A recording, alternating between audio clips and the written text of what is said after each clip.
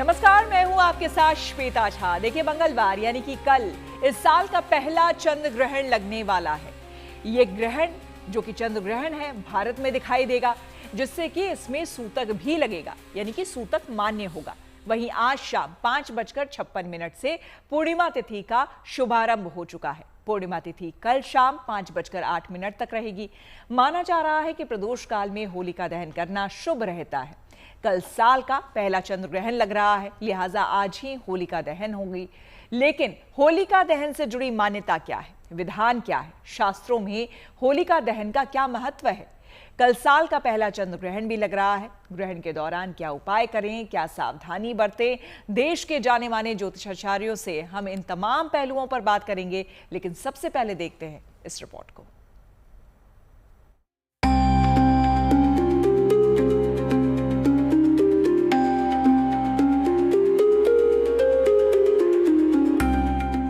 लगने जा रहा है साल का पहला चंद्र ग्रहण।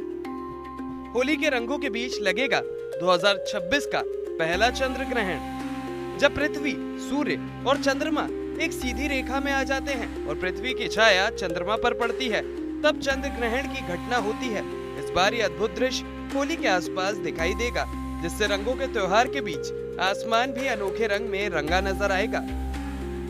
ग्रहण के दौरान चंद्रमा का रंग तांबे जैसा लाल हो सकता है, जिसे आम भाषा में ब्लड मून कहा जाता है।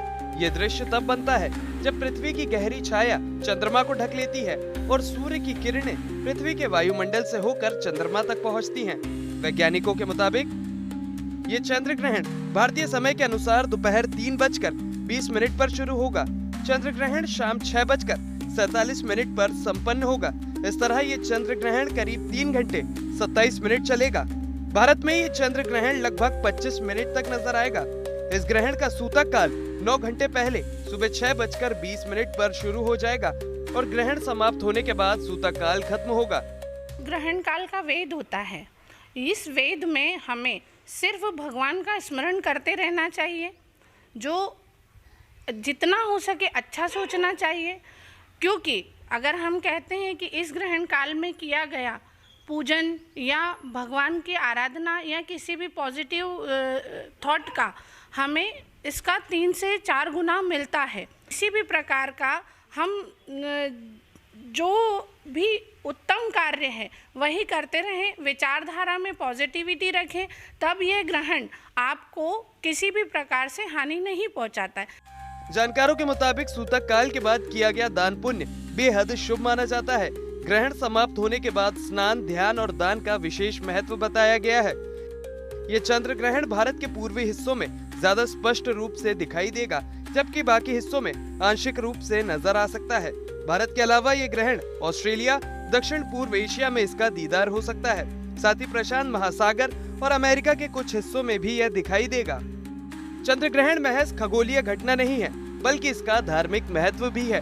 इसलिए खास तौर से इस बार होलिका दहन के बाद चंद्र ग्रहण लगना बेहद दुर्लभ संयोग माना जा रहा है। वहीं इसके साथ और भी कई दुर्लभ संयोग जुड़ रहे हैं। इसे सदी का संयोग कहा जा रहा है, क्योंकि 100 साल बाद होलिका दहन के ठीक बाद चंद्र ग्रहण लगने जा रहा है। ये चंद्र ग्रहण सूर्यदेव की राशि सिंह में लगने जा रहा है। वहीं ये चंद्र ग्रहण पूर्वा फागुनी नक्षत्र में लगने वाला है। पूर्वा फागुनी नक्षत्र का स्वामी शुक्र है, जो संबंध, प्रेम, सुख और आराम का प्रतीक है। सिंह राशि के स्वामी सूर्य हैं, लेकिन इस बार चंद्रमा इस राशि में संचार करेंगे, जहां केतु भी रहने वाले हैं। मान्यता है कि चंद्र ग्रहण जब घटित होता है, तब ब्रह्मांड में ऊर्जा की धारा बदलती है और पृथ्वी पर मौजूद सभी इंसान, जीव जंतु, पशु पक्षियों पर उसका प्रभाव पड़ता है।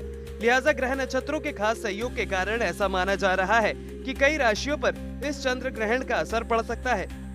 ज्योतिष के जानकारों के अनुसार ये चंद्र ग्रहण सभी राशियों पर सकारात्मक और नकारात्मक दोनों तरह के असर डाल सकता है। जानकारों के मुताबिक सिंह राशि में लगने जा रहे ग्रहण के कारण कर्क, सिंह, वृषक और मीन राशि के जातकों के लिए सावधानी बरतनी होगी। वहीं मिथुन, तुला, मकर और कुंभ राशि के लोगों पर इसका मिला जुला असर पड़ सकता है। माना जा रहा है कि इस ग्रहण पर बृहस्पति के नवम दृष्टि इसके नकारात्मक प्रभाव को काफी हद तक कम कर सकती है। हालांकि इसका वास्तविक प्रभाव इस बात पर निर्भर करेगा कि व्यक्ति की जन्म कुंडली में ग्रहों की स्थिति क्या है। यानी इस बार होली सिर्फ गुलाल और रंगों तक सीमित नहीं है, बल्कि आसमान में छाई लालिमा भी होली के पर्व को और रोमांचक बना रही है। रंगों के साथ साथ चांद के इस अनोखे रूप को देखने के लिए तैयार रही है, क्योंकि धरती और आकाश का ये संगम वाकई खास होने वाला है। Bureau report, good news today.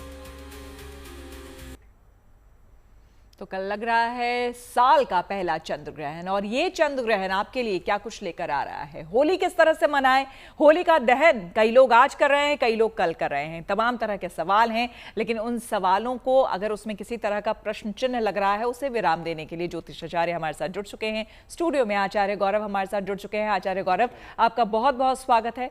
और साथ ही साथ हमारे साथ ज्योतिषाचार्य संजय शर्मा जी जुड़ चुके हैं। संजय जी, आपका बहुत बहुत स्वागत है। मथुरा से हमारे संवाददाता सुशांत मेहरा जुड़ चुके हैं। सुशांत, सबसे पहले आपके पास आते हुए, क्योंकि हम जानेंगे इस ग्रहण के बारे में और साथ ही साथ इस चाल के बारे में, जो कि 100 साल के बाद जिस तरह का योग बन रहा है, उसके बारे में हमारे ज्योतिषाचार्यों से तैयारी हो रही है इस बीच होलिका दहन की। आप जहां पर मौजूद हैं, क्या मथुरा में आज ही होलिका दहन हो रहा है?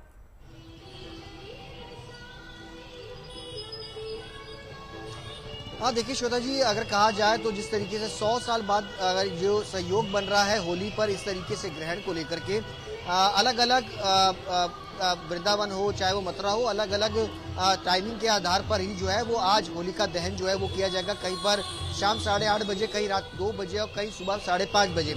मेरी मौजूदगी इस वक्त मथुरा के होली गेट पे, मेरे जस्ट पीछे अगर क्या है, मैं अपने कैमरामैन से कहूँगा कि वो तस्वीरें दिखाएं कि किस तरीके से होलिका गेट पर आपको होलिका का एक बहुत सुंदर, एक भव्य होलिका दहन की तैयारियां जो है वो होती हुई आपको नजर आएंगी। और यहाँ पर तमाम लोग जो है वो पूजा अर्चना करने के लिए वो पहुंच रहे हैं, क्योंकि लगभग यहाँ पर बताया गया है कि रात तकरीबन 1:30 से 2 बजे के आसपास होलिका दहन होगा। वहीं अगर बात की जाए तो वृंदावन में भी तकरीबन 8:30-9 बजे के आसपास के वक्त जो है वो रखा गया है।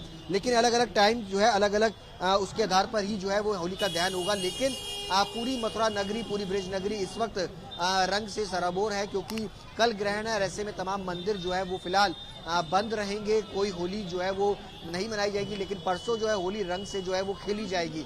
ऐसे में कई मान्यताएं जो है वो मानी जाती है कि स्नान जो है वो किया जाता है गंगा के अंदर, ताकि ग्रहण का असर जो है उस पर ना पड़े। अगर आप तैयारी देखेंगे कि मथुरा नगरी को किस तरीके से बहुत ही अलग अलग रंगों की जो लाइटें हैं उनसे सजाया गया है। सांस्कृतिक कार्यक्रम आपको सड़कों पर होते हुए नजर आएंगे। यही रौनक जो है वो मथुरा वृंदावन के अंदर, ब्रिज के अंदर जो है वो नजर आती है। और बात की जाए होलिका दहन की, तो अलग अलग टाइमिंग के आधार पर मथुरा वृंदावन के अलग अलग मंदिरों और अलग अलग समाज के द्वारा जो है वो किया जाएगा होलिका दहन। तकरीबन 8-9 बजे के आसपास ये पूरी प्रक्रिया जो है वो की जाएगी। और कल जिस तरीके से ग्रहण, तो होलिका दहन जो है वो सूतक लगने से पहले जो है होलिका दहन जो है वो हो जाएगा। ऐसे में तमाम लोग, सुशांत, आपने समय क्या बताया वहां पर होलिका दहन का? जो है वो नजर आ रहे हैं। तकरीबन 2 बजे के आसपास, रात 2 बजे के आसपास मथुरा के अंदर होलिका दहन जो है वो किया जाएगा। बिल्कुल आएंगे आपके पास सुशांत। संजय जी, सबसे पहले अब आपके पास आते हुए, क्योंकि देखिए जिस पर चर्चा करनी है, खास करके हम जान रहे हैं चंद्र ग्रहण को सुनकर ही लोगों के मन में एक डर, एक भय की भावना आ जाती है। ऐसे में होली का त्यौहार है, होली का त्यौहार रंगों का त्यौहार, जिसमें हम कोई दूरी नहीं देखते हैं, हर रंग मिलकर के एक रंग हो जाते हैं। दोस्तों से मिलने का त्यौहार है, खुशियां बांटने का त्यौहार है। ऐसे में इस डर को दूर हमें करना है, लेकिन आप ही लोग कर सकते हैं। सबसे पहले तो ये बताइए, ये जो अभी संशय लोगों के मन में चल रहा है कि होलिका दहन आज किया जाए, कल किया जाए। अब आज मथुरा में हो भी रहा है तो रात के 2 बजे हो रहा है, लेकिन आज ही मैंने अकोला या दूसरी जगह सुना कि 8 बजे भी होलिका दहन किया जा रहा है। क्या सही समय? जी, सबसे पहले सबको होली की शुभकामनाएं, और आप सबको भी, और जो भी इस प्रोग्राम को देख रहे हैं उन सबको भी होली की शुभकामनाएं। कहा जाता है होली क्या है, खुशियों का त्यौहार है, आनंद का त्यौहार है, प्रेम का त्यौहार है। और इसमें क्या है कि शुभ मुहूर्त की बात होती है, क्योंकि जब भी होली का दहन होता है तो उसमें एक शुभ मुहूर्त जरूर होना चाहिए। और वो शुभ मुहूर्त जो अभी आप देख रहे थे, सुन रहे थे, तो रात के 2 बजे का जो मुहूर्त है वो बड़ा ही शुभ है। और आज शाम का मुहूर्त जो है वो 7:30 बजे से लेकर के और 8:30 बजे के बीच में भी मुहूर्त बन रहा है।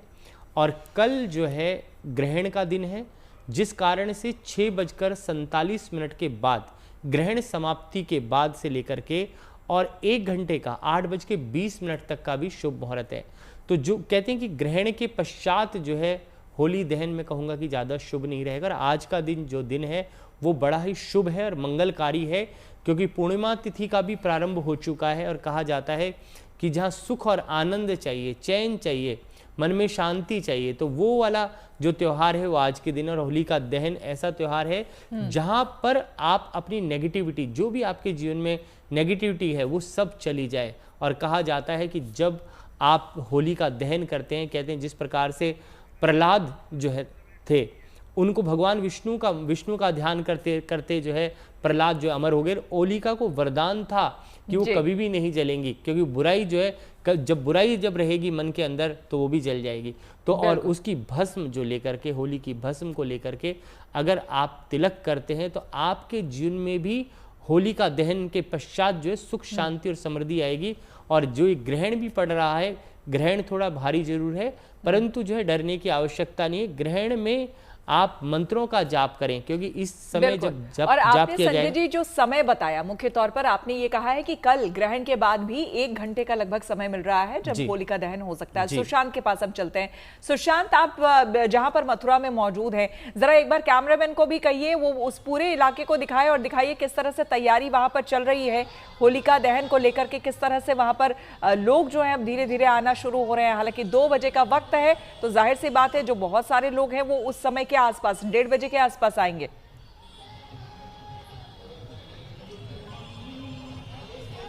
जी जरूर, मैं अपने कैमरामैन से कहूंगा कि वो तस्वीरें दिखाएं। मेरे पीछे अगर आप देखेंगे तो होलिका की जो पूरी तैयारी है यहाँ पर लगभग पूरी हो चुकी है।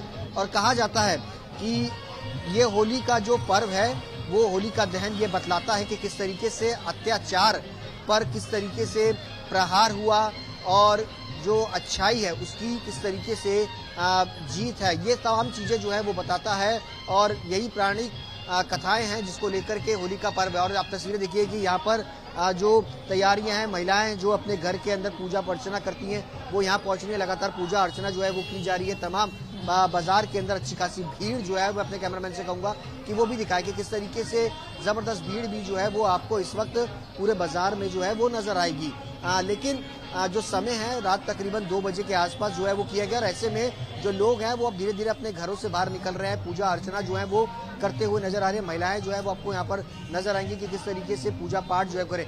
और कई लोग अपने बच्चों की लंबी उम्र के लिए भी जो है वो पूजा अर्चना जो है वो करती है। और खास मान्यता जो है वो इस पूरे पर्व को लेकर के श्रोता जो है वो मानी जाती है। आप देखिए किस तरीके से यहाँ पर जो पुरानी प्रथाएं हैं उनके आधार पर यहाँ पर जल जो है वो अर्पित किया जा रहा है बच्चों पर, और पूरे परिवार पर जल छिड़का जाता है। ये परंपरा है जो सदियों से चलती आ रही है। और अब जो लोग हैं वो धीरे धीरे आगे आ रहे हैं, पूजा अर्चना कर रहे हैं। देर रात तक 12 बजे तक इसी तरीके से पूजा अर्चना की जाएगी और 2 बजे के आसपास जो है वो होलिका दहन जो है वो यहाँ पर किया जाएगा। बिल्कुल सुशांत, तो सुशांत बेहद खूबसूरत तस्वीरें दिखा रहे हैं। देखिए आचार्य गौरव, सही में अगर कहा जाए कि भारतीय संस्कृति और परंपरा जो है वो बहुत खूबसूरत है। हमारे तमाम त्यौहार कितने खूबसूरत है और सभी त्यौहार कुछ ना कुछ संदेश, कुछ ना कुछ मैसेज आपको जरूर देते हैं। अभी जो हम मथुरा में देख रहे थे आचार्य गौरव, वहां हम देख रहे थे पंडित जी थे, शायद वो गंगा जल छिड़क रहे थे और कुछ मंत्रोच्चार वहां पर कर रहे थे। खास करके होलिका दहन के दिन एक तो जो कथा उसकी हम हिरण्यकश्यप की जानते हैं, होलिका की जानते हैं, प्रहलाद की जानते हैं, लेकिन इसके अलावा भी क्या और कोई कथा इससे जुड़ी हुई है, होलिका से जुड़ी हुई?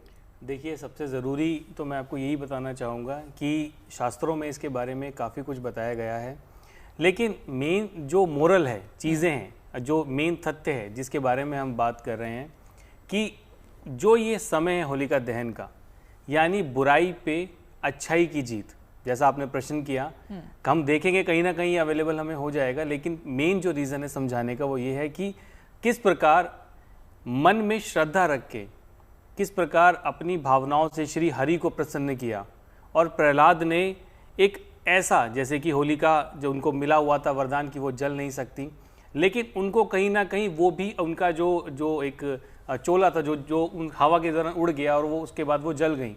तो ये कहीं ना कहीं ये चीज़ दर्शाता है कि हमारे जो पुराने जो पहले के जो हमारे जो वेद हैं, चीज़ें हैं, उसके अकॉर्डिंग अगर हम चीज़ों को समझते हैं तो कहीं ना कहीं उसका प्रभाव अगर हम प्रैक्टिकल तौर पे भी समझें तो हमारे जीवन पे पड़ता है। जैसे इस समय एक बुराई का अंत होता है, अच्छाई की जीत होती है। अब कितने लोग हैं जो अभी जा रहे हैं पूजा करने के लिए, आपके मन में क्या भावना है आप किस प्रकार जा रहे हो, आप क्या सोच रहे हो, वो चीज़ मैटर करती है। अगर मन में आपके पाप हैं, आपके मन में कोई लाभ है, कोई लोभ है आपके मन में, तो आप कितनी भी आप पूजा करें उसके फल नहीं मिल सकते। तो ये समय मैं केवल ये बताना चाहता हूँ श्वेता जी कि कुल मिला के आपकी भावनाओं को आप बेटर रखें, अपनी चीज़ों को आप बेटर रखें। और ये कथा जो है, जैसे मैंने बताया कि प्रहलाद को वरदान मिला श्री हरि के थ्रू, और वहीं से कहीं ना कहीं जो चीज़ें हैं वो एक सही तरीके से लेके चलने का प्रयास हमें करना बिल्कुल चाहिए। एक बार फिर से चलेंगे सुशांत के पास। सुशांत, अगर वहां पर जो लोग अभी आ रहे हैं, अभी कुछ लोग पूजा अर्चना भी वहां पर कर रहे हैं, किसी से अगर आप बात कर पाए, क्योंकि हर जगह ना थोड़ा बहुत ट्रेडिशन में हम देखते हैं थोड़ा बहुत फर्क होता है। कुछ लोग लावा लेकर आते हैं जो कि उसमें चढ़ाते हैं होलिका में, कई लोग अलग अलग तरह की चीजें पूजा सामग्री लेकर के आते हैं। तो अगर वहां पर कुछ लोग हैं, आप उनसे बात कर पाए कि किस तरह से वो लोग वहां पर होलिका दहन करते हैं।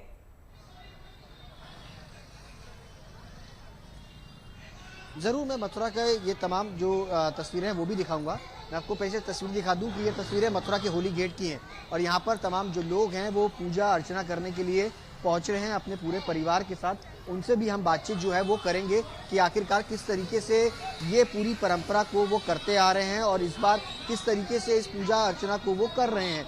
तस्वीरें यहाँ पर हैं होली गेट की, और यहाँ पर आप देखेंगे तो ज़बरदस्त ट्रैफिक आपको इस वक्त जो है वो सड़कों पर जो है वो नज़र भी आएगा। और यहाँ पर तमाम जो लोग हैं अपने परिवार के साथ पहुँच रहे हैं, पूजा पाठ अर्चना करते हुए आपको यहाँ पर नज़र आएंगे। ये तस्वीरें देखिए, मैं आपको दिखाऊं कि यहाँ पर अलग अलग परंपराएं जो है वो यहाँ पर नज़र आते हैं। कई सारे लोग हैं, उनसे भी हम बातचीत जो है वो करते हैं। क्या खास है आज होलिका दहन में पूजा को लेकर के, किस तरीके से पूजा अर्चना मथुरा में खास स्पेशल की जाती है? ऐसा है कि मथुरा में होलिका अच्छाई और बुराई पर अच्छाई की तो विजय है ही। जो प्रहलाद जी हैं वो होलिका की गोदी में बैठते हैं, और मथुरा में पूरे मुहूर्त के अनुसार ही पूजन होता है। जैसे कि 8:00 पर होलिका दहन होगा, और कल ग्रहण पड़ रहा है, तो ग्रहण का ध्यान रखते हुए आज ये होली गेट पर जो बैन होलिका है उसमें जो है शरणानंद जी के द्वारा अग्नि प्रज्वलित की जाएगी, होलिका का दहन किया जाएगा। सामग्री की अगर बात करें पूजा अर्चना में खास क्या सामग्री यहाँ पर इस्तेमाल जो है? सामग्री में ये है कि ये अपना जो नया अनाज उगता है ना, जो फसल हार्वेस्ट होती है, जैसे कि अपने यहाँ गेहूं आता है, चना आता है, तो सबसे पहले हम भगवान को अर्पित करते हैं। जैसे दिवाली पर धान और बतासा चढ़ा के हम जो है गन्ने की फसल को और धान की फसल को भगवान को अर्पित करते हैं। कि आज मथुरा के अंदर खास तौर पर बात की जाए, कल ग्रहण है, ऐसे में आप लोग यहाँ पर जो होलिका दहन है वो रात 2 बजे के आसपास? नहीं, इसी टाइम होगा 8 बजे करीब। पर यहाँ पर तो 2 बजे के आसपास बताया जा रहा है। ये शरणानंद जी महाराज जो दार्शनिक जो गद्दी है उनके द्वारा ये दहन किया जाएगा विधिवत मुहूर्त में 2 बजे, क्योंकि फिर सूतक लग जाएंगे 6 बजे से 6:30 बजे से। और आप तस्वीरें देखिए कि श्रोता यहाँ पर किस तरीके से पुरानी परंपराओं के आधार पर ही यहाँ पर पूजा सामग्री का इस्तेमाल करके जो है वो पूजा अर्चना की जा रही है। और पूरी कथा जो है वो बताते हुए यहाँ पर लोग जो है बता रहे हैं कि किस तरीके से वो हर साल इसी तरीके से पूजा पाठ जो है वो करते आ रहे हैं और इसी तरीके से जारी है।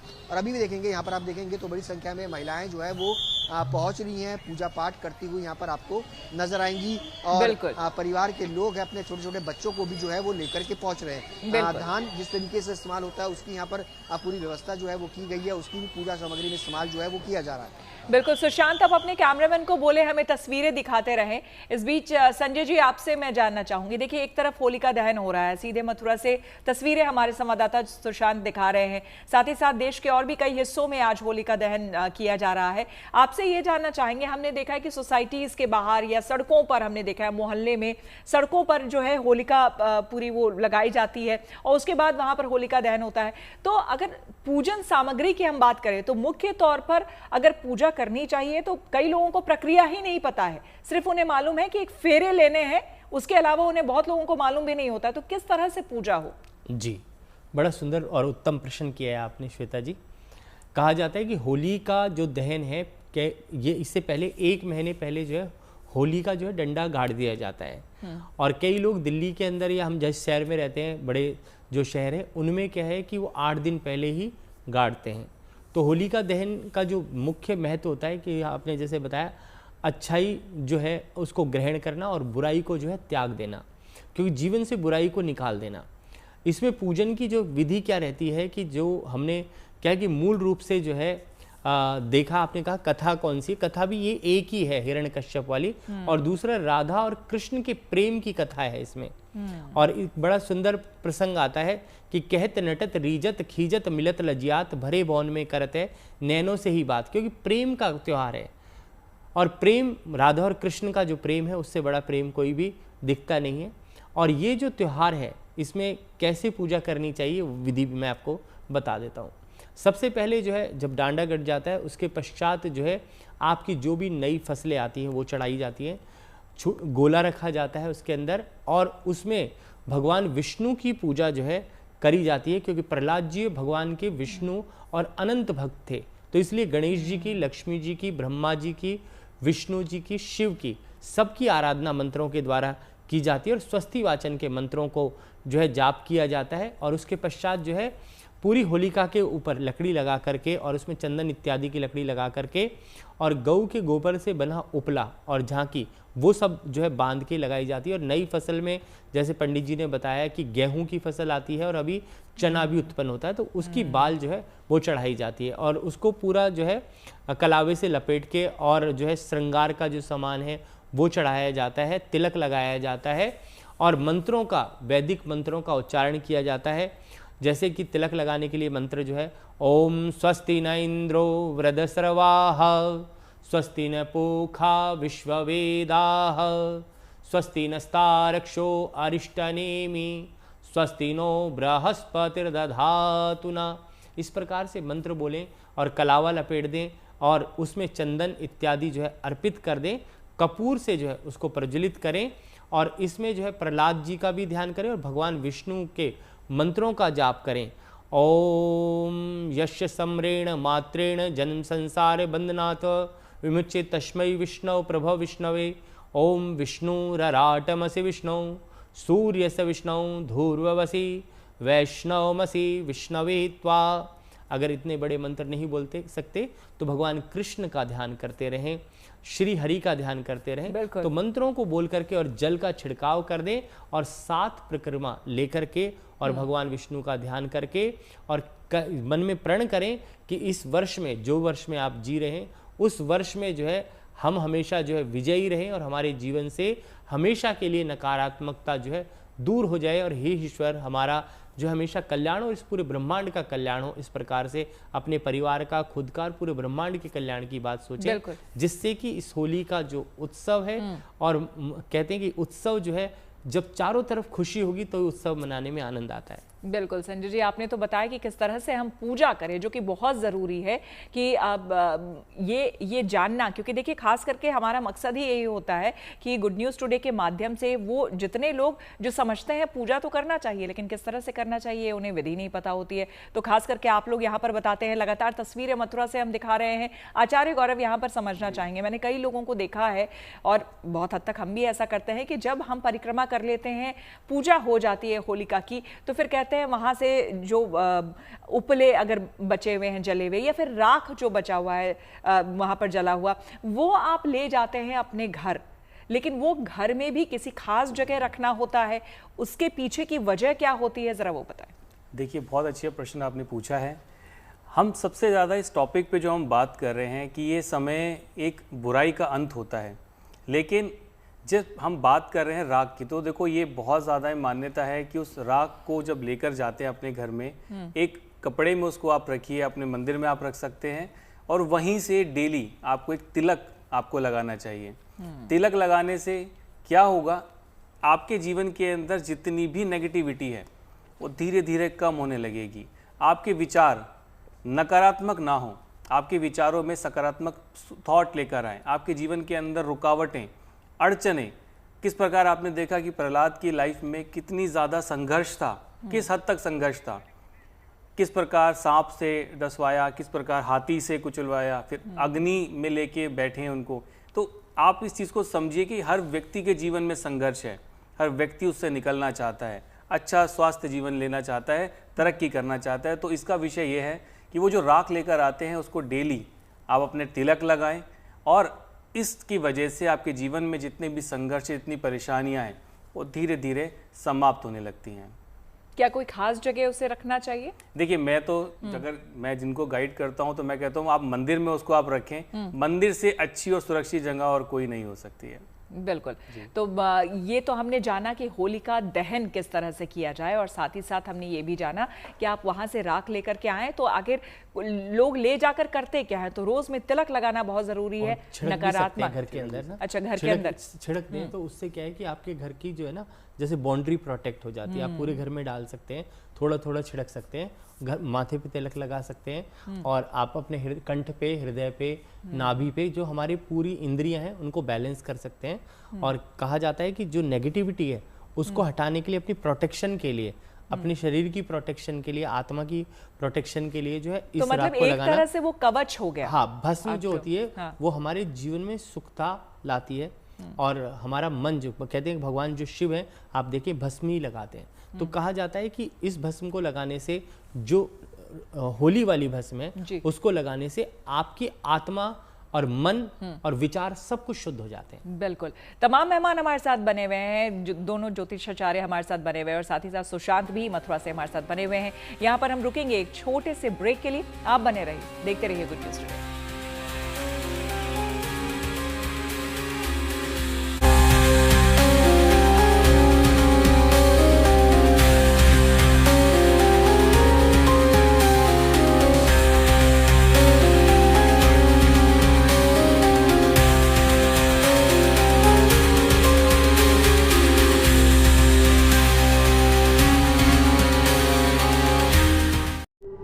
दांतों में झंझनाहट?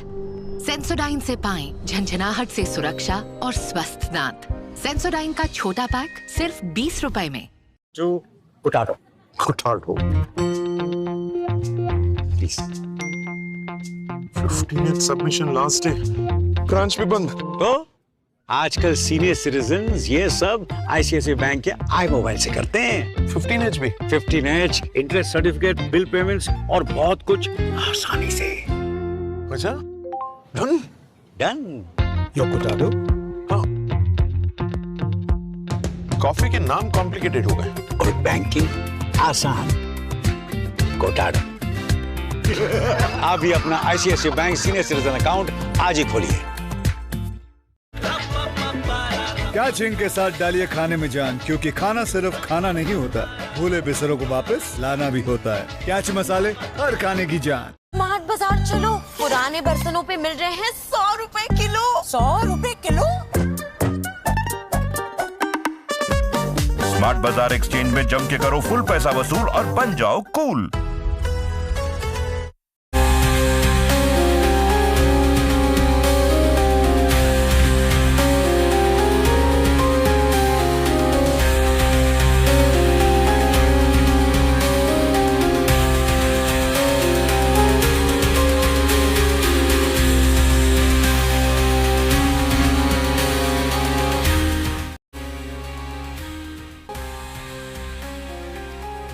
एक बार फिर से आपका स्वागत है, और आप देख रहे हैं कि किस तरह से हम आपको बता रहे हैं कि होली तो मनानी है, लेकिन चंद्र ग्रहण का साया है। इस साये से कैसे आपको निकलना है और सकारात्मकता अपने अंदर कैसे लानी है। होलिका दहन हमने आपको बताया कि किस तरह से आप मना सकते हैं, उसकी विधि क्या हो, किस तरह से आप किन किन सामग्रियों का इस्तेमाल कर सकते हैं होलिका दहन के दिन, और नकारात्मकता अपने जीवन से आप हटा सकते हैं और शुभता ला सकते हैं। संजय जी, आपके पास आते हुए यहाँ पर ये आपसे जानना चाहूंगी कि होलिका दहन के बारे में तो हमने बात कर ली, लेकिन 100 साल बाद इस तरह का योग हो रहा है, बताया जा रहा है कि ठीक होलिका दहन के बाद चंद्र ग्रहण लग रहा है। अपने आप में कितना दुर्लभ।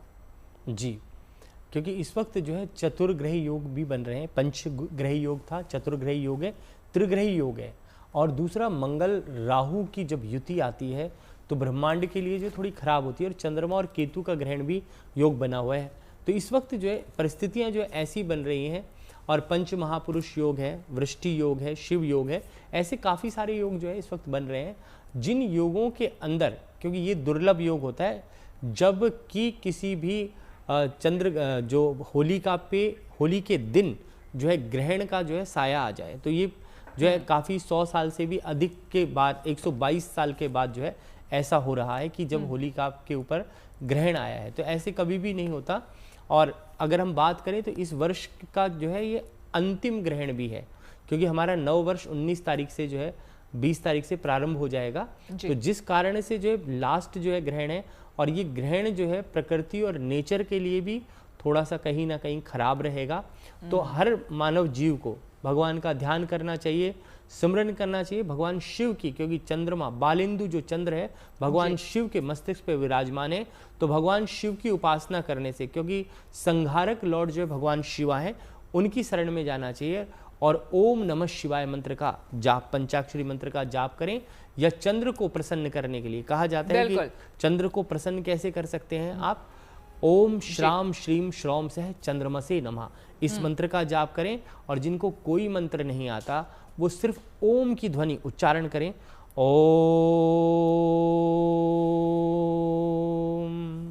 बिल्कुल नमः शिवाय। तो इस प्रकार से भगवान शिव की उपासना करने से कोई भी ग्रहण हो, कहते हैं इस वक्त जब ग्रहण पड़ता है उस वक्त आप कोई भी मंत्र साधना करते हैं उसका आपको हजारों गुना फल प्राप्त होता है। बिल्कुल, और आपकी शक्ति बढ़ जाती है। बिल्कुल। तो होली पर है ग्रहण का साया, साल का पहला चंद्र ग्रहण लग रहा है कल, और उससे पहले आज होलिका दहन मनाया जा रहा है। आपको सीधे लिए चलते हैं, हम हमारे संवाददाता अकोला से जुड़ चुके हैं धनंजय साबले।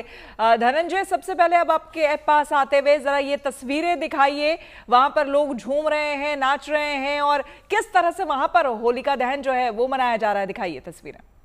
श्वेता जी, मैं जरूर बताऊंगा, क्योंकि देखिए यहाँ पर जो है होली की जो दहन के पहले जो है होली के गीत जो है, गीतों के साथ जो है वो लोग जो है वो झूम रहे हैं, नाच रहे हैं, क्योंकि ये त्योहार ही ऐसा है कि सभी को जो है, बड़े हैं बुजुर्ग हो बड़े हो, सभी जो है होली के लिए रंगोत्सव से पहले जो होली का दहन है उससे पहले होलिका के सामने जो है झूमते नाचते नजर आ रहे हैं। तो होली का गीत गाते हुए डब पर ये गीत जो है राजस्थानी गीत यहाँ पर गाए जा रहे हैं। और सबसे अहम बात बोले तो महिलाएं भी जो है इस गीत पर बहुत ही अच्छी तरीके से झूम उठी है। आप देख सकते हो कि यहाँ पर होलिका जो यहाँ पर रचाई गई है, जहाँ पर आप देख सकते हो कि होलिका और होलिका के गोद में जो है वो विष्णु भगवान के परम भक्त प्रहलाद है, और यहाँ पर गोपियों के साथ नारियल जो है इनकी जो होली है वो रचाई है। उससे पहले कुछ ही देर में जो है इसका मुहूर्त है 8 बजे का, उससे पहले जो है वो यहाँ पर महिलाएं जो है बड़े रंगोत्सव के साथ इस होलिका के सामने जो है झूमती नाचती नजर आ रही है। आप देख सकते हो कि महिलाएं जो है वो यहाँ पर देखिए कि यहाँ पर एक बुजुर्ग महिला भी है, वो बहुत ही अच्छी तरीके से इस फाग के गीतों पर जो है वो नाचते झूमते नजर आ रहे हैं। ऐसे में जिस तरीके से यहाँ पर होली का उत्सव यहाँ पर दिखाई दे रहा है, सातवें आसमान पर यहाँ पर जो है होली के गीत गाकर जो है यहाँ पर झूमते नाचते नजर आ रहे हैं। श्वेता जी, सबसे अहम बात यही है कि यहाँ पर होली का तो दहन करने से पहले जो है यहाँ पर फाग गीत बिल्कुल हम देख पा रहे हैं धनंजय। जाहिर सी बात है, लोग जो महिलाएं खास करके यहाँ पर नृत्य कर रही हैं, और गुलाल अभी पहले ही लग चुका है वहां पर। हालांकि अभी होलिका दहन हुआ नहीं है, और उसके बाद वैसे हालांकि लोग गुलाल लगाते हैं, लेकिन वहां पर पहले ही महिलाओं ने शायद उत्साहित होकर लगा लिया है। सुशांत के पास चलते हैं। सुशांत, आप जरा तस्वीरें बताइए। हालांकि अभी वक्त है, आपने बताया कि वहां पर देर से जरा होलिका दहन होगी, लेकिन फिलहाल अभी वहां पर क्या कुछ चल रहा है, जरा तस्वीरें दिखाएं।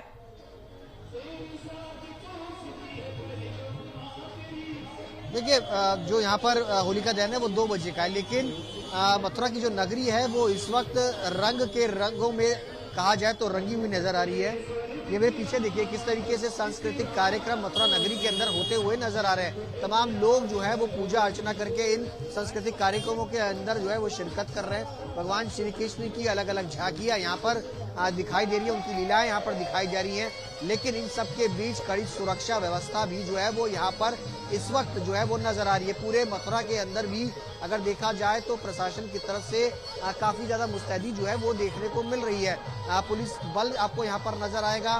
कई सारे जो उपद्रवी हैं वो उपद्रव ना करें, इसका पूरा ध्यान जो है वो यहाँ पर रखा गया है। मैं आपको ये जानकारी दे दूं कि मथुरा पुलिस की तरफ से 9 ऐसे इन्फ्लुएंसर्स को गिरफ्तार किया गया है जिन्होंने अफवाह फैलाने की कोशिश करी होली को लेकर के, हुड़दंग को लेकर के। उस पर भी एक्शन जो है वो मथुरा पुलिस का नजर आ रहा है। वहीं अगर देखा जाए बाजारों के अंदर अच्छा खासा रंग गुलाल और अलग अलग रंगों से रंगा रंगा पूरा बाजार जो है वो इस वक्त नजर आ रहा है। हालांकि कल जो है अगर देखा जाए तो सुबह 10 बजे के बाद ये मंदिर तमाम बंद होंगे, लेकिन उससे पहले अगर बात की जाए तो मथुरा नगरी के अंदर, वृंदावन की गलियों के अंदर रंग गुलाल खेलते हुए लोग जो है भी नजर आ रहे हैं। बिल्कुल, तो सुशांत भी हमें तस्वीरें दिखा रहे थे होलिका दहन को लेकर, और साथ ही साथ मथुरा में बाजारों में किस तरह की रौनक है। यहाँ पर आचार्य गौरव आपसे समझना चाहेंगे, एक तरफ हम रौनक देख पा रहे हैं लेकिन दूसरी तरफ हम ग्रहण की भी चर्चा कर रहे हैं। ऐसे में ग्रहण को लेकर के क्या क्या वो बातें हैं जो लोगों को मुख्य तौर पर याद रखनी चाहिए कल के लिए? बहुत अच्छा प्रश्न आपने पूछा है। देखिए, सबसे ज़रूरी आप इस चीज़ को समझें, एक तरफ तो हम होलिका दहन कर रहे हैं और दूसरी तरफ हम देखेंगे, यानी कल के दिन हम देखेंगे कि कुछ 25 मिनट के लिए हमें एक ऐसा चंद्रमा देखने को मिलेगा जो बिल्कुल लाल रंग का होगा। हालांकि 25 मिनट का ये हमें दृश्य नज़र आएगा। सूतक की बात करें तो सूतक का समय तो खैर सुबह से ही प्रारंभ हो जाएगा 6:20 से, और ये समय चलेगा अभी। लेकिन श्वेता जी, सबसे ज़रूरी ये है कि ये खगोलीय घटना है, यानी ये खगोलीय घटना होती रहती है। कभी पृथ्वी बीच में आ जाती है, कभी चंद्रमा बीच में आ जाता है। तो एक डायरेक्शन में जब सूर्य के आ जाते हैं तो ये जो परछाई, जो शेडो जो पड़ती है, उसका प्रभाव हमारे जीवन पे पड़ता है। क्या, जैसा मैंने कहा, ये सिर्फ एक खगोलीय घटना है, लेकिन ये सामान्य हो के भी सामान्य घटना नहीं है श्वेता जी। इसका असर हमारे पूरे शरीर पे पड़ता है। आप देखते हो कि मन स्थिति, हमारे पूरा जो बॉडी स्ट्रक्चर है, इन सभी ग्रहों के अंदर आता है। कोई व्यक्ति बहुत ज़्यादा दिमागी तौर से स्ट्रांग होता है और कोई व्यक्ति बहुत कमज़ोर होता है। कोई बार बार फेलियर होने के बाद भी हिम्मत नहीं हारता और कोई व्यक्ति छोटे से लॉस के बाद डिप्रेशन में चला जाता है। ये चंद्रमा की मनस्थिति को दर्शाता है। ग्रहण, हालांकि हमारे यहाँ पर ये दृश्य रहेगा, भारत में इसका दृश्य रहेगा, कुछ समय के लिए रहेगा, लेकिन ये प्रभाव पूरे दुनिया में हमें देखने को मिलने वाला है। यानी वो लोग जिनकी कुंडली में चंद्रमा की स्थिति बहुत नाजुक है, या तो उनका चंद्रमा पाप कतरी है, पाप दृष्ट में है, विशेषकर वो लोग, उनके लिए जो प्रभाव है वो बहुत ज़्यादा कष्टकारी होने वाला है। सावधानियों के तौर पे आप क्या कर सकते हो? देखिए, दोपहर को 3 बज के करीबन समथिंग 30:20 से ये जो है समय प्रारंभ होगा और शाम को 6:47 तक ये समय रहने वाला है। आप इस समय को बेहतर करने के लिए सबसे अच्छा है जो आपके पितृदेव हैं, या जो आपको, जिनको आप बहुत ज़्यादा, आपके कुल के देवी देवता हैं, आप उनका सिमरण करिएगा, उन्हें आप मनाइएगा। आपके जो पितृ हैं, जो आपको लगता है कि जो आपसे नाराज़ हैं, कोशिश करिएगा कि उनका आप सिमरण करें। मंत्र चैंटिंग आप कर सकते हैं। कहीं ना कहीं ये जो चीज़ें हैं, ये जो समय जब निकल जाता है, हालांकि इसका श्वेता जी असर इसका रहता है जी, 15 दिन का समय लगभग हम मान के चलते हैं जो समय रहता है, जो आने वाले 15 दिन पहले और 15 दिन बाद तक इसका असर रहता है। तो चंद्र ग्रहण पे विशेषकर आपको क्या करना है, सावधानी आपको रखनी चाहिए। मंत्र चैंटिंग आप कर सकते हो, और सबसे अच्छा तरीका है कि आप अपने जो आपके कुल के धरोहर के जो देवी देवता हैं, आप उन्हें याद करें, उनका आप सिमरण करें, और इसके बाद कोई बड़ा डिसीजन कोई लेना हो तो उससे बचने का प्रयास करिएगा। किसी को अपशब्द आप बोलना चाह रहे हो, किसी के लिए आपके बहुत ज़्यादा झगड़े चल रहे हैं, उन चीज़ों से थोड़ा बचने का आपको प्रयास करना चाहिए। बिल्कुल, तो ये सावधानियां जो बरतनी चाहिए। संजय जी, जो ग्रहण काल है वो लगभग 3:20 से शुरू हो रहा है, 6:47 शाम तक वो रहने वाला है। कल का दिन बहुत इंपॉर्टेंट हो जाता है। कई लोगों ने तो छुट्टी ले रखी होती है क्योंकि उसके बाद वाले दिन होली है, घरों में गुजिया, मालपुए, तमाम तरह की चीजें बनती है। अब ऐसे बताइए, ग्रहण काल है, घर में लोग कैसे तैयारी करें होली की? जी, पहली चीज़ तो देखो, ग्रहण में कभी भी भोजन बनाना नहीं चाहिए, क्योंकि ग्रहण का जो सूतक है वो सुबह 6:20 से ही प्रारंभ हो जाएगा। 9 घंटे पहले जो है सूतक लग जाता है, और ग्रहण का जो समय है प्रारंभ हो जाता है 3:20 से लेकर के और 6:47, 3 घंटे और 21 मिनट का जो है ग्रहण रहने वाला है।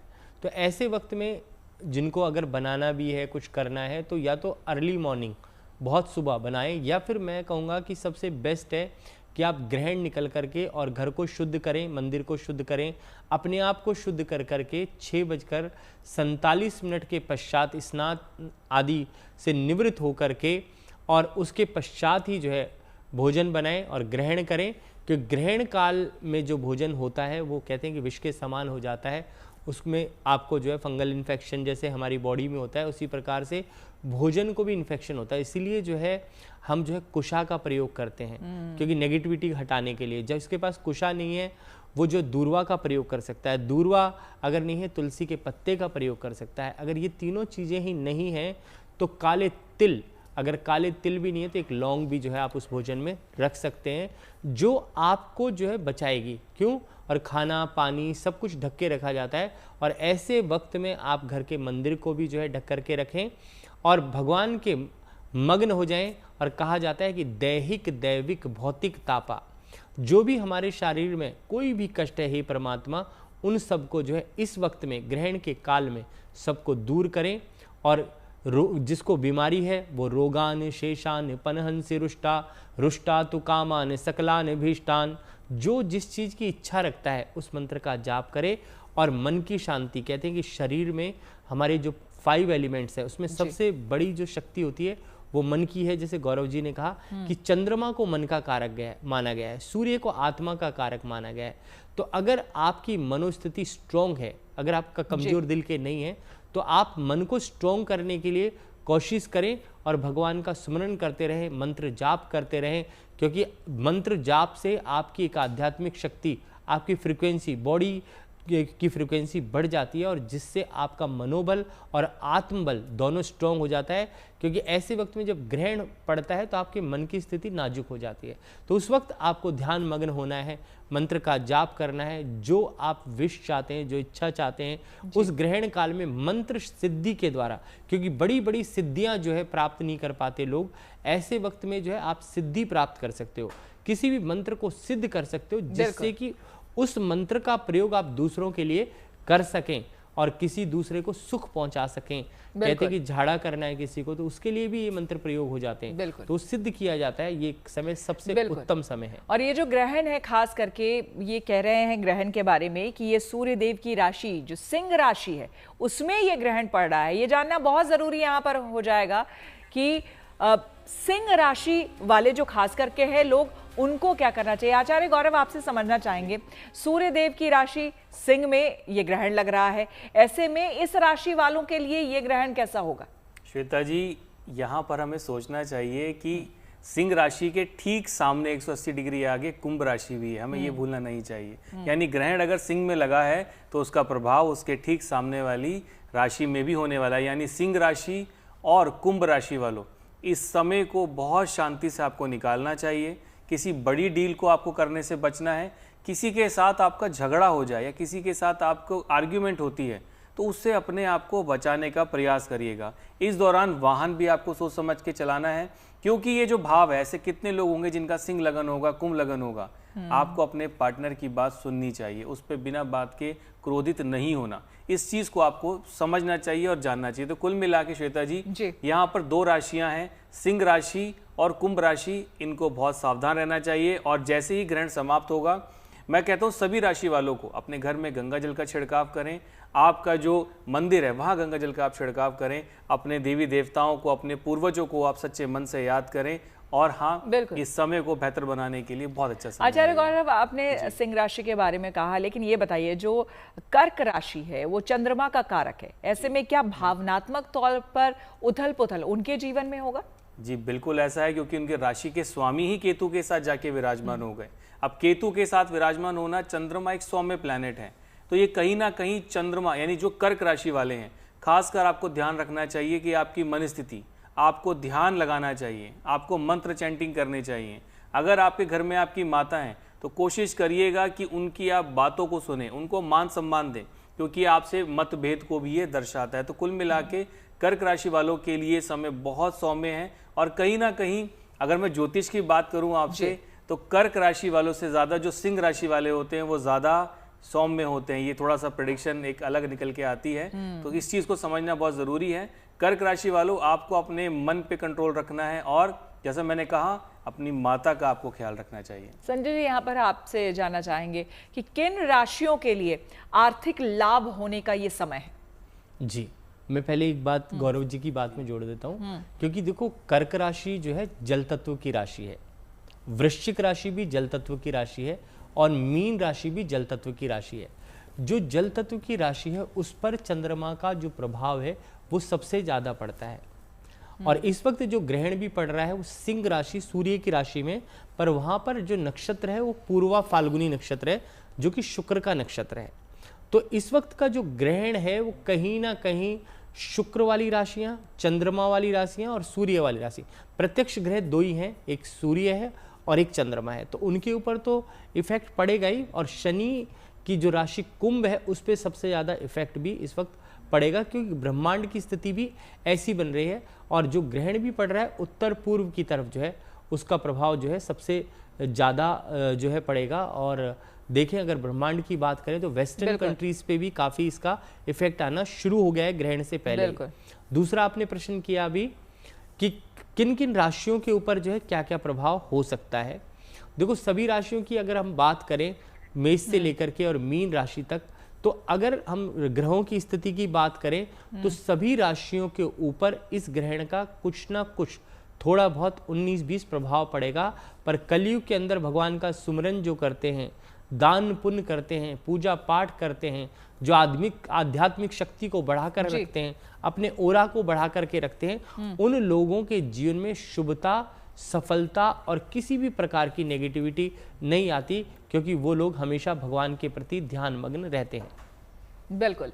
तो जिस तरह से संजय जी ने भी बताया, आचार्य गौरव ने भी बताया कि देखिए ये जो समय है भले ही कुछ राशि वालों के लिए उथल पुथल का समय हो, लेकिन इसमें कई ऐसे उपाय हैं जो आप करके जीवन में भी शांति, सुकून, समृद्धि आप ला सके हैं। मंत्रों का जाप कुछ नहीं आता है तो उन्होंने बताया ओम नमो भगवते वासुदेवाय का नाम आप जप कर सकते हैं, श्री हरि का नाम आप जप कर सकते हैं, साथ ही साथ भोलेनाथ का आप ओम नमः शिवाय आप जप कर सकते हैं। तो बहुत सरल ऐसे कुछ उपाय हैं जिससे आप करेंगे तो आपके जीवन में खास करके ग्रहण काल को वो कट भी जाएगा, शुभता से कटेगा भी। और होली भी आप रंगों का ये त्यौहार अपने सगे संबंधियों, परिवार वालों के साथ, खुशियों के साथ आप मना सकते हैं। इसी के साथ आप सभी का बहुत बहुत धन्यवाद। संजय जी आपका बहुत धन्यवाद, आचार्य गौरव आपको भी बहुत धन्यवाद। रुकेंगे हम यहाँ पर एक छोटे से ब्रेक के लिए, बने रहे हमारे साथ, देखते रहिए गुड न्यूज टुडे।